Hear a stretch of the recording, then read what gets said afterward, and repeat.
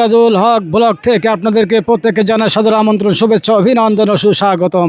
বাংলাদেশ সহ সারা বিশ্বের জনপ্রিয় খেলা ফুটবল, সেই ফুটবলের ধারকা বাহক ঐতিহ্যের শিখরের নাম বসুন্ধরা ক্লাব কর্তৃক আয়োজিত শহীদ জিয়া স্মৃতি 8 দলীয় ফুটবল টুর্নামেন্টের 3 নম্বর ম্যাচ, যেটিতে লড়ছেন একে অপরের পরস্পরের মধ্যে ফুটবল যুদ্ধ মোকাবেলা লিপ্ত শক্তিশালী Khalishakhali football club Lohagara versus ঐতিহ্যবাহী সুনামধন্য স্বাগতিক শেখ মাকিদ ফুটবল ক্লাব বসুন্ধিয়া। তাদের মধ্যে একাধিক জাতীয় মানের খেলোয়াড় সেটা রয়েছেন, বিদেশি খেলোয়াড় বিশেষ করে জুলকার নাইম জুলুর কথা কিন্তু বলতে হয়।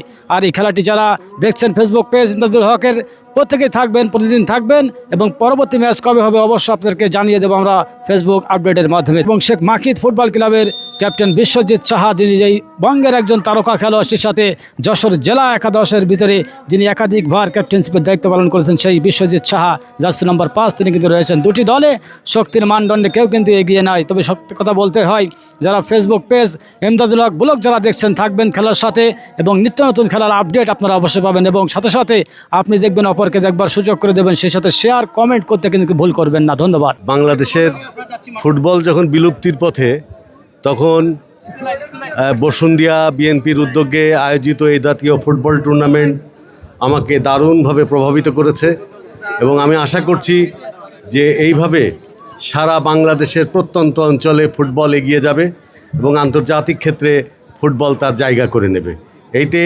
এবং আমি আজকের এই ফুটবল যারা খেলছেন, যারা পরিচালনা করছেন, আমি তাদেরকে অভিনন্দন জানাই। আমি অভিনন্দন জানাই যারা এই খেলাটি অর্গানাইজ করেছেন, সংগঠিত করেছেন, তাদেরকে আমি অভিনন্দন জানাই। এবং আজকের খেলা জয় পরাজয় যাই হোক, আমি মনে করি খেলার যেন ফুটবলের জয় হয়, এইটা আমরা প্রত্যাশা করি। ভালো টুর্নামেন্ট যাতে উপহার দিতে পারি সেইভাবে তৈরি করছি মাঠ, সবাই খেলা দেখে আনন্দ পাক এবং আগামীতে ভালো খেলা উপহার দিতে পারি।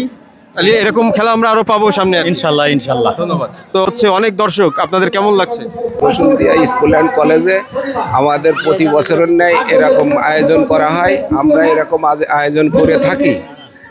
দেশ ও বিদেশি খেলোয়াড় এখানে আছে, আজকের মাঠেও বিদেশি খেলোয়াড় আছে 2টা। আমাদের এলাকার সর্বজনসাধারণ যৌথভাবে আমরা এই উদযাপনটা করি। আমরা প্রতি বছরের ন্যায় এই ধরনের বড় বড় টুর্নামেন্ট লাগাই এবং আমাদের দর্শকের প্রচুর সাড়া আছে।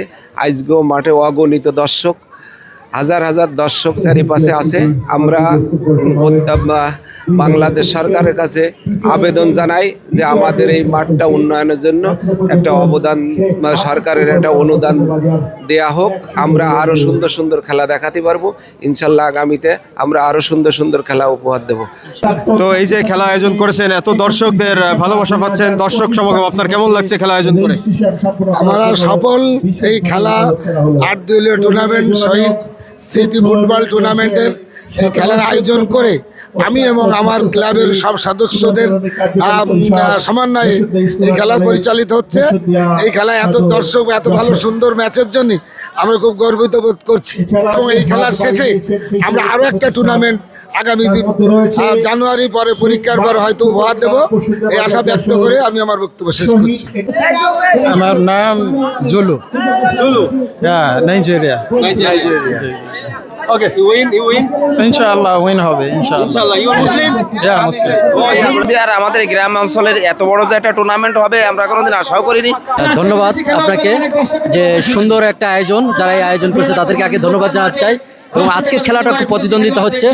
আর আমি যেটা জানতে চাইছেন, প্লেয়াররা আমাদের যথেষ্ট সহযোগিতা করতেছে এবং রেফারিরা এটাই চাই যে প্লেয়াররা আমাদের সহযোগিতা করে আগামীতে যে সমস্ত খেলাগুলো আছে আপনারা মাঠে আসেন, খেলা দেখেন, মাদককে না বলেন, ফুটবলে মাঠে আসেন, আপনার ছেলে মেয়েদেরকে স্কুলে পাঠান।